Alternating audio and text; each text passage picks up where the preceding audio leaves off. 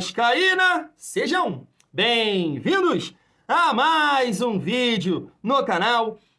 Eu sou o Thiago e você está no canal Vasco em Família. Se não forem inscritos aqui, já dá aquela moral, se inscreve no nosso canal, deixa o like, que o like é muito importante para a gente estar chegando a mais vascaínos. E não esquece de ativar o sininho de notificação para não perder os próximos vídeos e tá sempre por aqui deixando a sua opinião, seu comentário. Chega aí, vem comigo para mais um giro de notícias do nosso Vascão e olha que a gente tem muita coisa para falar.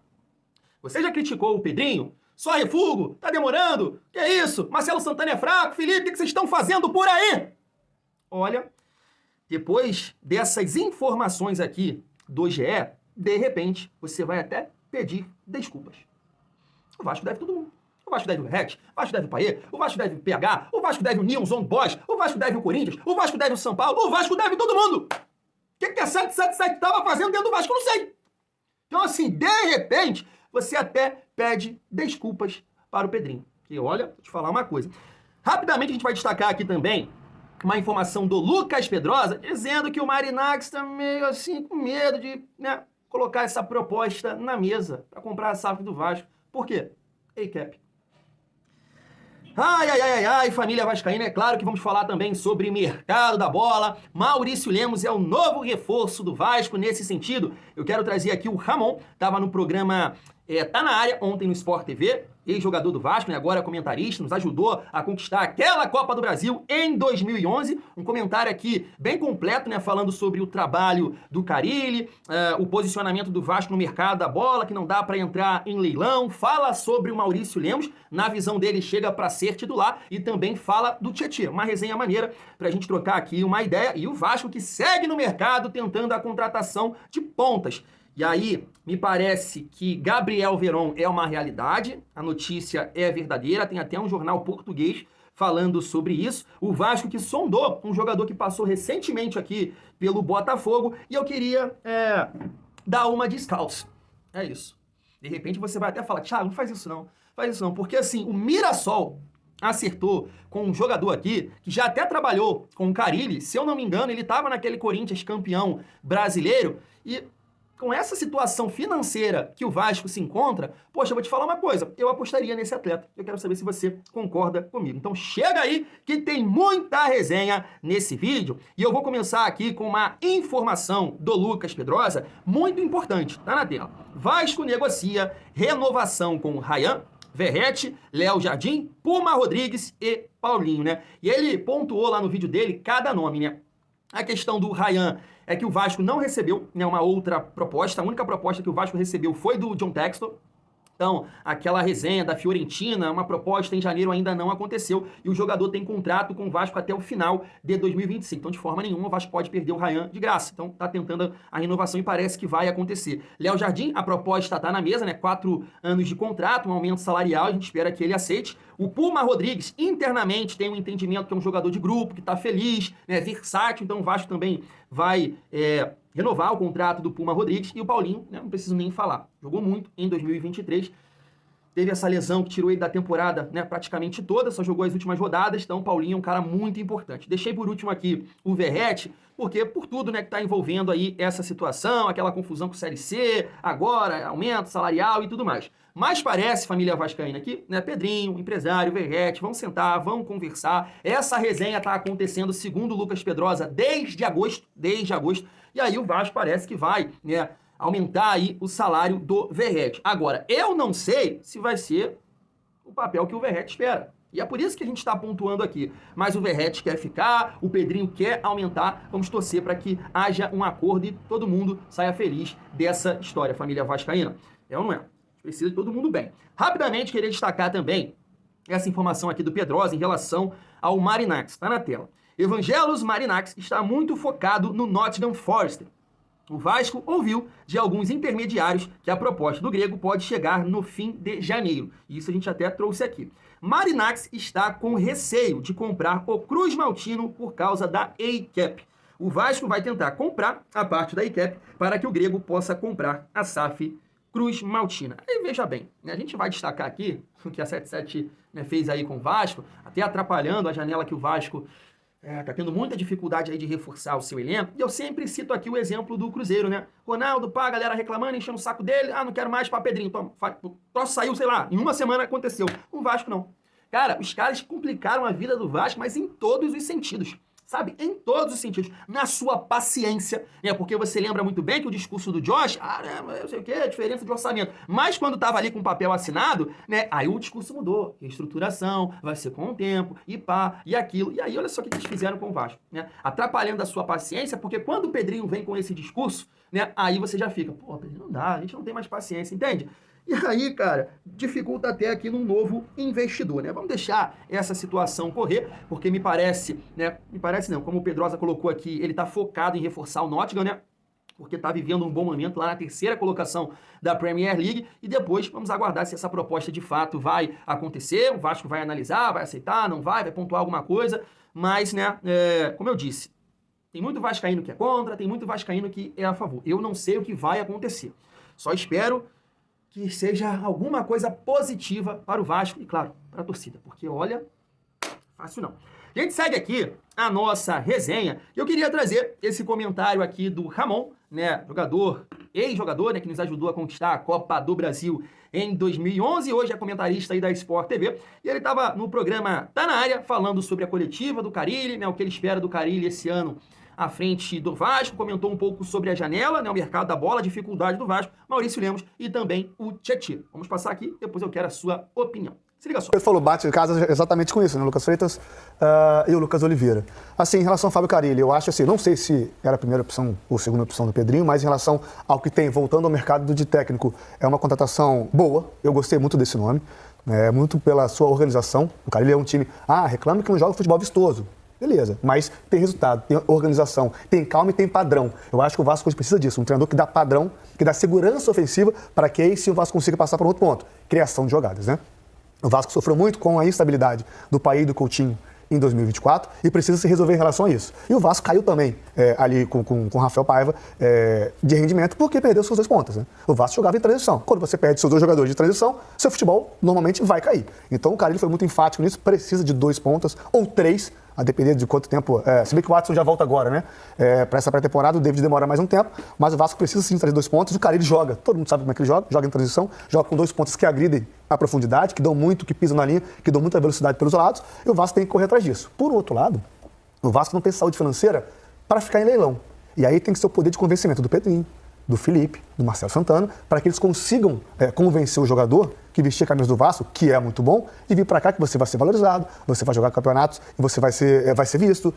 O Léo Jardim recentemente estava na seleção brasileira. Então, enfim, passa muito pelo poder de convencimento desses dirigentes, né, do que o Vasco propriamente poder chegar, quanto você quer? Você vale 8 milhões de euros? Toma aqui 8 milhões de euros e 1 milhão de salário. O Vasco não pode fazer isso. Exato. Qualquer concorrência para o Vasco nesse sentido ruim. Fica muito difícil. Né? À frente ali, o titular absoluto da camisa 9 com as opções que o Vasco tem nesse momento. Começando então por Tietê, para você, chega e joga. Para mim, chega e joga, pelo dinamismo, pela velocidade que ele entrega nesse meio de campo, e é o que o Vasco precisa, né? É um jogo de transição, é um jogo como gosta de jogar o Carille. E o Tietê entrega, né? Além de, o Tietê consegue jogar em 2 ou 3 posições, é um jogador polivalente, você consegue mudar o seu esquema de jogo sem trocar um jogador de campo. Então, assim, até imagino que o Tietê possa começar jogando um pouco aberto pelo lado, aquele meia que joga pelo lado direito ali. Enfim, isso eu já estou projetando lá na frente, mas não sei nem como é que o Carille vai pensar esse time. Mas assim, reforço do Jair, Paulinho, Hugo Moura, o meio de campo do Vasco está reforçado, Tietê, deixa eu ver quem mais está ali. Até mesmo se reforços internos, né? Jogadores voltando de lesão, pode ser importante. Né? Até o próprio Garoto Estrela, que é um meia com muito potencial, que teve uma lesão séria, ficou um tempo afastado, estreou e já fez gol contra o São Paulo. Sim. É um jogador interessante para olhar em 2025. Enfim, é um elenco que precisa, assim, encontrar esse equilíbrio. O Carille tem experiência para fazer isso. E em relação ao Paí e Coutinho, eu acho que, de início, para mim, não podem jogar juntos, ainda mais tendo o Verratti lá na frente, né? São 3 jogadores que não têm características de marcação. Por mais que o Verratti se doe e volte, dê carrinho de cabeça, dá a vida e pula, se doe bastante, ele não está ali para isso, ele está lá para botar a bola para dentro. Se ele tiver que voltar para ajudar na marcação, quando ele tiver que chegar na área para fazer gol, ele vai estar sem perna. Então, assim, ele tem que equilibrar esse time para dar uma sustentação para a criação chegar até o Verratti e não fazer o Verratti voltar para marcar. Eu acho que de início não, ele vai ter que escolher, é uma escolha difícil. Vai depender muito de como eles se apresentarem agora na pré-temporada, como for o desenrolar desse início dos treinamentos. Mas é uma equipe, assim, que precisa de reforço, mas está se encaminhando. Como eu falei, o Vasco não tem saúde financeira para adquirir, comprar e pagar lá a transferência, mas está se encaminhando, está se reforçando. Se confirmar o Maurício Lemos, é um baita no reforço. Eu acho que chega também para ser titular, tem 29 anos, me espantou. Para mim já tinha 32. Eu fui até olhar aqui, tem 29 anos ainda, então tem muita lenha para queimar o Maurício. Show de bola. Família, antes da gente falar da parte técnica, Maurício Lemos, Tietê, Carille, eu acho interessante a gente destacar aqui essa matéria do GE, porque o Ramon, ele toca nesse ponto, né, que o Vasco hoje não tem condições de entrar num leilão por um jogador. Tá na tela, ó. A diretoria de Pedrinho adota um discurso de austeridade nesta janela de transferências. Mas por que o Vasco tem pouco dinheiro para contratar? Em resumo, as dívidas herdadas da gestão da 777 Partners ainda estrangulam o orçamento da SAF. A diretoria priorizou a regularização desses pagamentos. Até o momento quitou a dívida com 4 atletas, Ferretti, Paulo Henrique, Jair e Galdames. Mas ainda existem valores significativos em aberto. O Vasco pagou 988 mil de luvas atrasadas a Payet, mas essa foi apenas uma parcela. Em breve terá que repetir o pagamento desse valor. Adson e Hugo Moura, por exemplo, vivem situação parecida. Receberam metade do que era devido e aguardam a quitação do restante. A diretoria vascaína planeja acertar até junho todos os pagamentos atrasados de luvas. Dessa forma, o clube projeta fôlego financeiro e vive a expectativa de poder investir na janela do meio do ano. Em maio, a dívida do Vasco com outras equipes referentes a contratações e aquisições de direitos econômicos conduzidos pela 777 era de 51 milhões. O Vasco tinha dívidas em aberto com o Atlético Paranaense, Hugo Moura, Galo, Jair, Paulo Henrique, Corinthians, Piton, Internacional, Palácios, que é isso? São Paulo, Léo, RB, Bragantino, Prachete. Desses casos, o do Bragantino é o único 100% resolvido. As dívidas com Atlético e Corinthians estão parcialmente pagas. As conversas em busca de um acordo com outros times estão em andamento.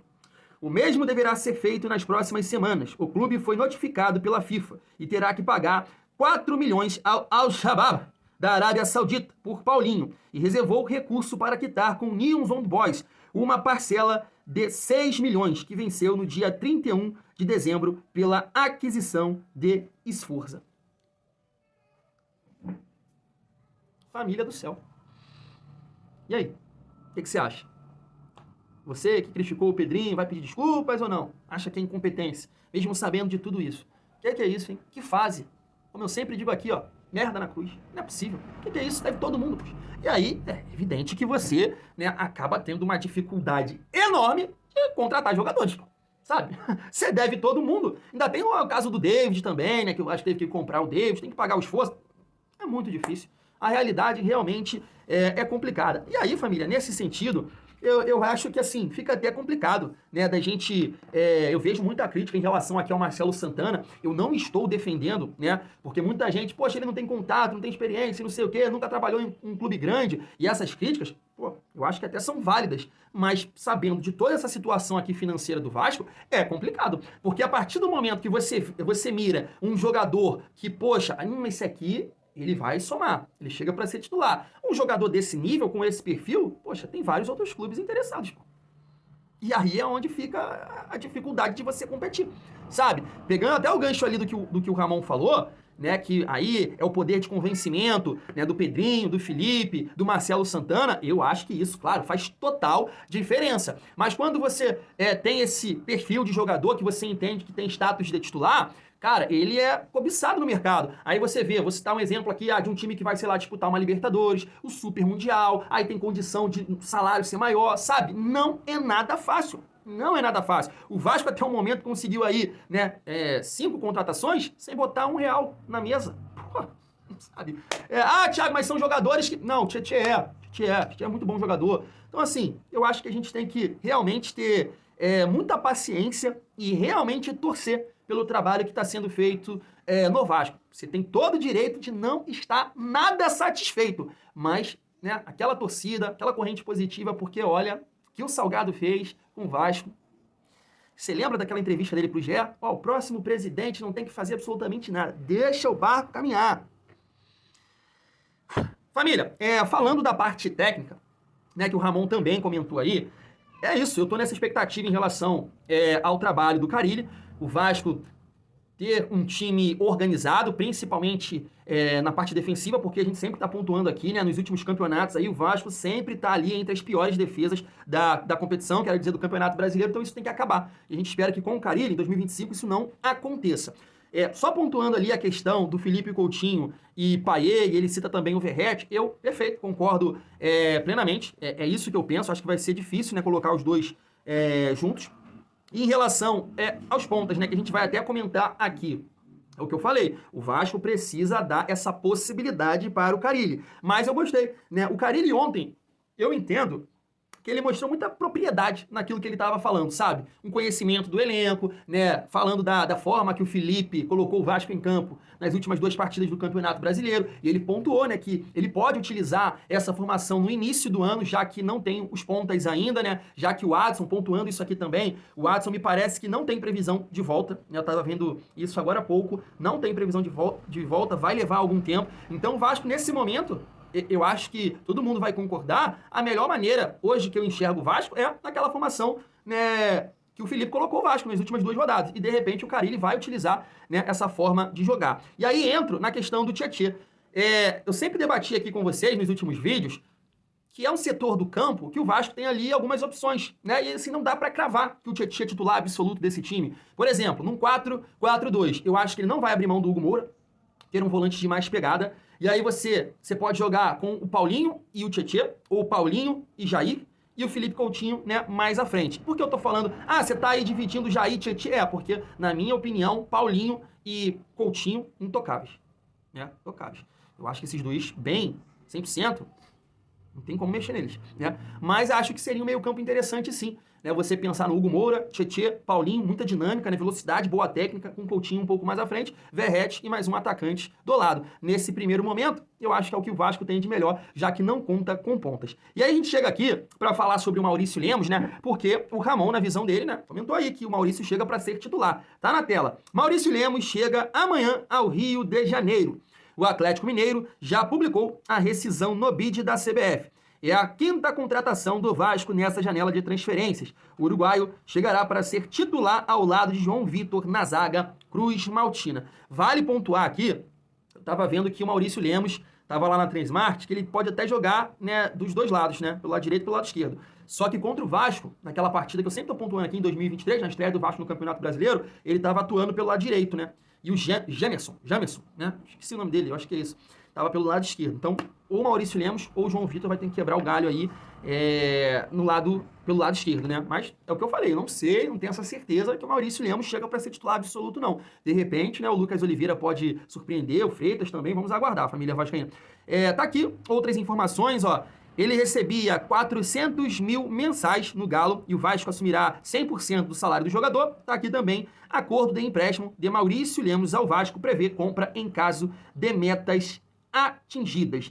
Esse gatilho seria acionado em caso o jogador bater algumas metas definidas. Deve ser bem tranquila, né?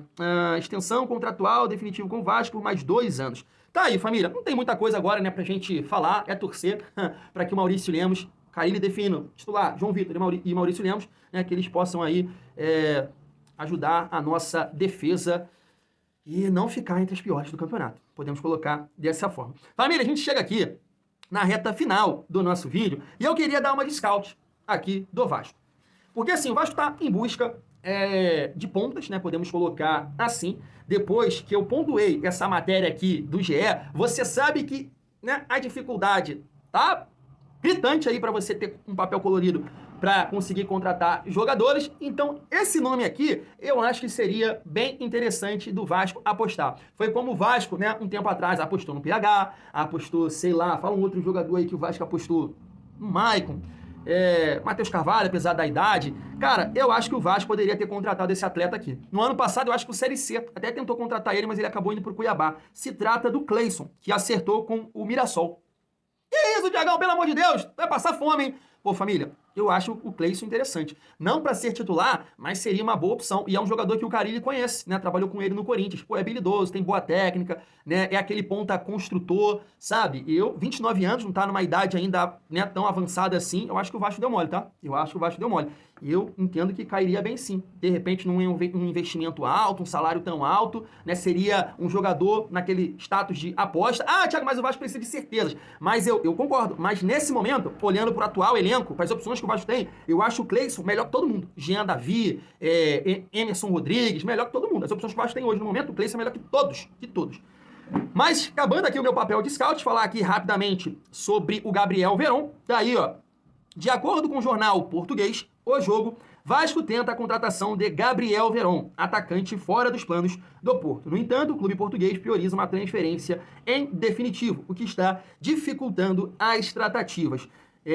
O canal Na Torcida Vascaínos também confirmou o interesse do Vasco e está aqui que o clube português fixou um preço de 10 milhões de euros pelo ponta brasileiro. Tá totalmente sem noção o Porto, né? O que eles estão pensando? Ah, de repente faz esse esquema aí de emprestar um jogador para algum mercado aí russo, da Ucrânia, sei lá, e aí com opção de compra no final. Mas ninguém vai pagar isso pelo Gabriel Veron. Ninguém. Jogador que na base era muito comentado, mas não deu o próximo passo, né? No Cruzeiro aqui, não lá essas coisas, mas vou até concordar com uma galera que comentou aqui no nosso vídeo de ontem. Thiago, mas ele é melhor que o Emerson, que o Jean Davi. Eu concordo com você. Mas é que eu pontuei aqui que eu quero um jogador, né, acima da média. Não é o caso do Gabriel Veron, na minha opinião. E ontem, também, finalizando o nosso vídeo, que eu já falei demais, tá aqui, ó. Vasco fez consulta pelo atacante Vitor Sá, do Krasnodar, mas o clube russo não o liberará. É isso, liberará. Difícil falar daqui.